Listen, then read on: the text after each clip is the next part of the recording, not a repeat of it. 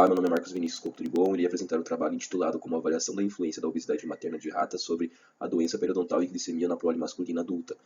Faço parte do programa PIBIT Fundação Araucária, tendo como professor orientador Carlos Augusto Nassar, e esse trabalho tem como autores também Patrícia Nassar e Érica Sabrina Zupa. Faço parte do Centro de Ciências Biológicas e da Saúde da Universidade Estadual do Oeste do Paraná, aqui de Cascavel. O periodonto ele é composto então, tanto por estruturas duras como estruturas moles. Entre elas a gente pode citar então a gengiva, o osso alveolar, o ligamento periodontal e o cemento. Essas estruturas que elas dão o suporte para o dente para manter ele no osso da maxila e da mandíbula.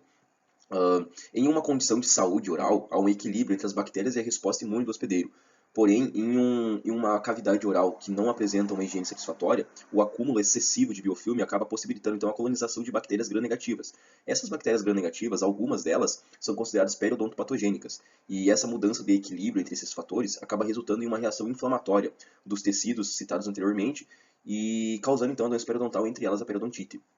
A obesidade, né, ela se tornou uma proporções alarmantes, tanto no Brasil quanto no mundo, nos países desenvolvidos, também nos países subdesenvolvidos, que é uma doença crônica complexa, também multifatorial, sendo ela desenvolvida, né, e tendo relações genéticas e também ambientais, tanto no estilo de vida da pessoa, o sedentarismo, e também questões metabólicas. Então é uma doença que está crescendo cada vez mais no mundo inteiro. No Brasil, segundo a Associação Brasileira para Estudos de Obesidade e Síndrome Metabólicas, diz que a obesidade ela passou de 11,8% em 2006 para mais de 20% em 2019, nos provando então que, assim como no mundo, né, o Brasil não é diferente. O Brasil essa doença está crescendo cada vez mais. E a obesidade materna ela resulta em efeitos adversos tanto para a mãe quanto para o bebê, pois a nutrição e o metabolismo desempenham, né, papel crucial na saúde e o bem-estar tanto do feto quanto da mãe. Uma das consequências, né, da obesidade materna para a prole é a malformação congênita, também a prematuridade, a hipoglicemia e aumenta as chances do filho, né, nascer com sobrepeso ou chegar na vida adulta tendo a obesidade. E essa obesidade ela tem uma relação com a doença periodontal. Essa relação é em que, quando a gente tem a presença de muito biofilme, a gente tem uma intensa colonização de bactérias periodontopatogênicas. Essas bactérias, então, na sua parede celular, ela apresenta lipopolissacarídeos, que é o LPS. Esse LPS induzem respostas inflamatórias e imunológicas no hospedeiro. E sua ação ela é caracterizada por um aumento do infiltrado inflamatório na parede e nos vasos sanguíneos e também aumento da secreção de citocinas pró-inflamatórias. Com isso, essas alterações elas são associadas a respostas inflamatórias teciduais e também à perda de inserção periodontal. Isso caracteriza, então, a doença periodontal, a periodontite. Na presença da obesidade, essa periodontite ela tende a ser mais severa. Esta inter-relação ela tem sido baseada na liberação de citocinas pró-inflamatórias e hormônios pelo tecido adiposo. Como a pessoa obesa acaba tendo uma maior concentração, uma maior porcentagem de tecido adiposo, essa liberação de citocinas pró-inflamatórias ela é ainda maior nas pessoas com obesidade. E aí, com isso, então, acaba aumentando as citocinas inflamatórias, acabam aumentando a reação de inflamação na doença periodontal, exacerbando, então, essa doença nas pessoas que apresentam a obesidade. Temos como objetivo nesse trabalho avaliar a influência da doença periodontal sobre a glicemia da prole masculina adulta de ratas obesas e também avaliar toda a perda óssea alveolar de todos os animais radiograficamente.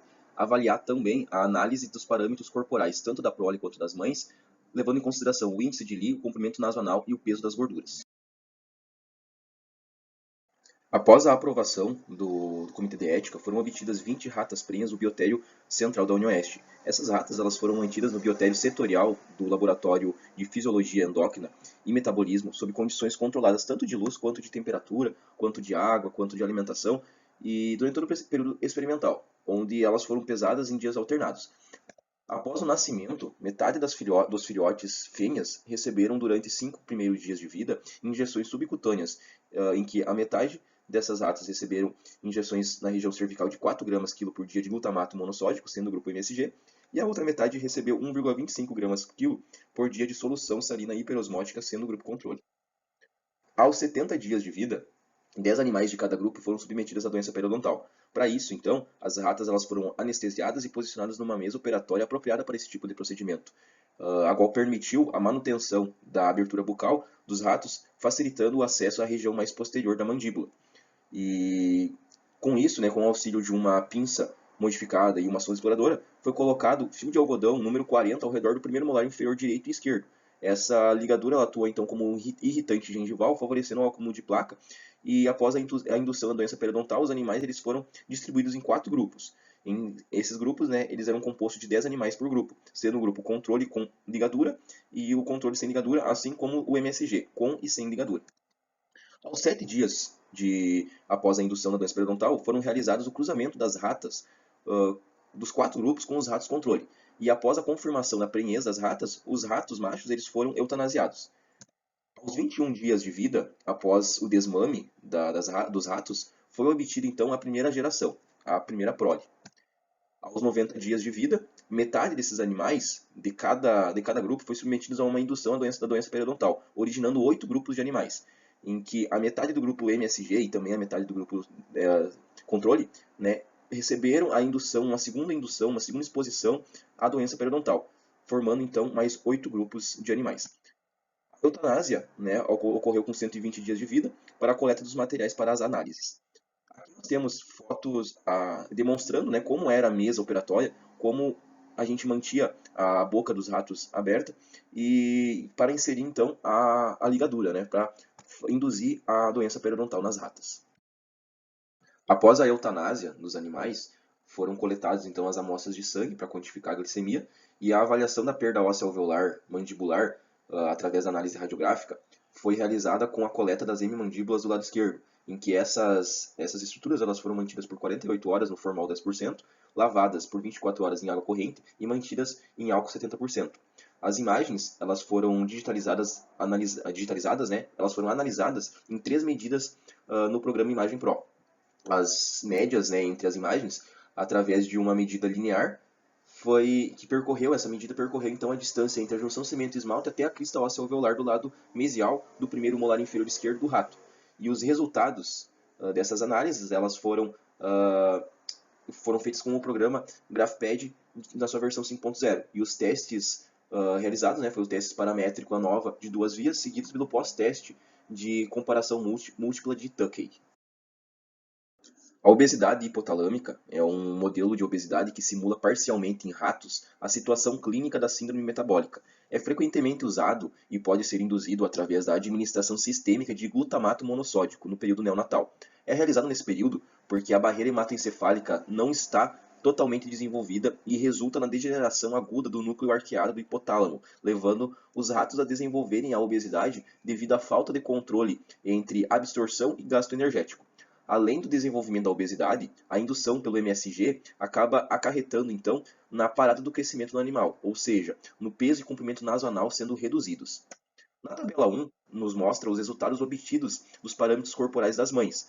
Conseguimos identificar a instalação da obesidade nas mães através do peso corporal e comprimento nasoanal reduzidos significativamente nos grupos MSG quando comparados aos grupos controle, bem como o aumento do índice de Li e de gorduras nesses grupos quando comparados aos seus grupos controle também, comprovando a instalação da obesidade no período de 30 dias.